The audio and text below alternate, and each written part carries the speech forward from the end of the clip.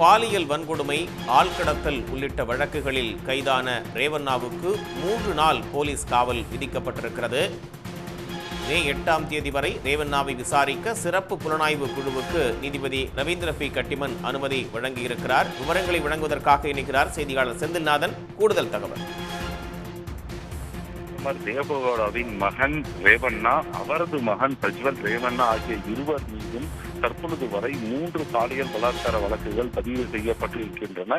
இதில் குறிப்பாக ரேவண்ணா, அவரது மகன் பிரஜ்வல் ரேவண்ணாவால் பாலியல் பலாத்காரம் செய்யப்பட்டு கொடுமை செய்யப்பட்ட பெண் காவல் நிலையத்திற்கு சென்று புகார் அளித்துவிடக் கூடாது என்பதற்காக அந்த பெண்ணை ரேவண்ணா மற்றும் அவரது ஆதரவாளர்கள் கடத்தி அடைத்து வைத்து சித்திரவதை செய்ததாக வழக்கு பதிவு செய்யப்பட்டது. அந்த வழக்கில்தான் நேற்று மாலை சிறப்பு புலனாய்வு குழுவினர் ரேவண்ணாவை கைது செய்தார்கள்.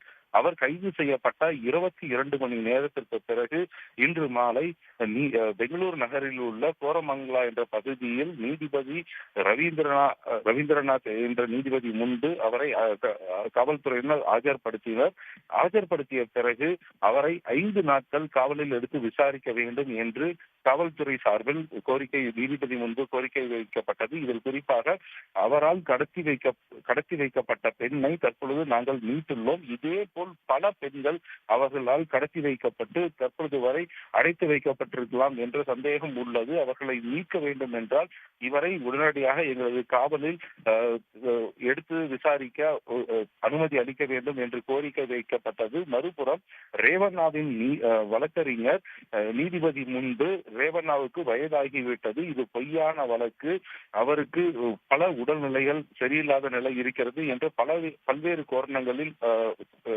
கோணங்களில் அவர் வாதிட்டார்.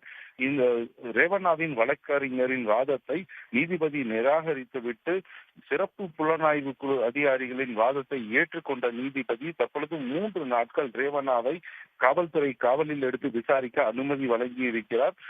இந்த ஏற்கனவே காவல்துறையின் சார்பில் ரேவண்ணா தற்பொழுது வரை தாங்கள் கேட்ட எந்த கேள்விக்கும் அவர் பதிலளிக்கவில்லை என்ற குற்றச்சாட்டும் நீதிபதி முன்பு வழங்கப்பட்டிருக்கிறது.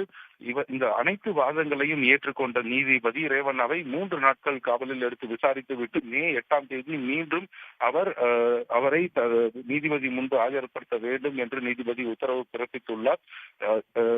இன்று இரவே மீண்டும் ரேவண்ணாவை சிஐடி அலுவலகத்திற்கு அழைத்து சென்று மீண்டும் துரிதமான விசாரணையை மேற்கொள்ள சிறப்பு புலனாய்வு குழு அதிகாரிகள் ஈடுபட்டு வருகின்றனர். 3 நாள் போலீஸ் காவல் அவருக்கு விதிக்கப்பட்டிருக்கு. இப்ப பாதிக்கப்பட்ட பெண்கள் புகார் அளிப்பதற்கு ஏதுவாக ஏதேனும் பிரத்யேக ஏற்பாடுகள் அப்படின்றது காவல்துறை தரப்புல செய்யப்பட்டிருக்கா செந்தில்நாதன்? நிச்சயமாக ஏற்கனவே ரேவண்ணாவால் கடத்தப்பட்ட பெண்ணை சிறப்பு புலனாய்வு குழு அதிகாரிகள் நேற்று மாலை அதிரடியாக மீட்டிருக்கிறார்கள். அந்த பெண் மீட்கப்பட்டது ரேவண்ணாவின் சம்பந்தி வீட்டின் பண்ணை வீட்டிலிருந்துதான் அவர் மீட்கப்பட்டிருக்கிறார். இந்த பெண் மீட்கப்பட்ட பிறகு பல பெண்கள், இந்த ரேவண்ணாவால் பாதிக்கப்பட்ட பல பெண்கள் மீண்டும் காவல்துறை முன்பு வந்து வழக்கு பதிவு செய்ய தயாராக இருக்கிறார்கள். இந்த பெண் மீட்கப்பட்ட பிறகு இந்த பாதிக்கப்பட்ட பெண்கள் ஒவ்வொருக்கும் நம்பிக்கை பிறந்திருக்கிறது காவல்துறை முன்பு.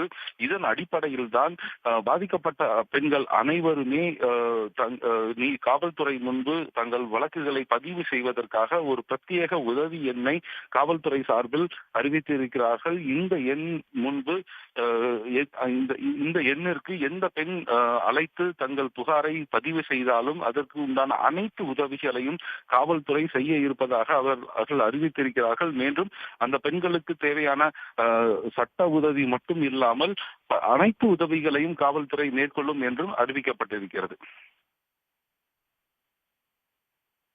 கூடுதல் விவரங்களுக்காக மீண்டும் இணையலாம் செந்தில். தற்போதைய தகவல்களுக்கு நன்றி. உடனுக்குடன் செய்திகளை தெரிந்து கொள்ள சன் நியூஸ் பெல் ஐகானை கிளிக் பண்ணுங்க.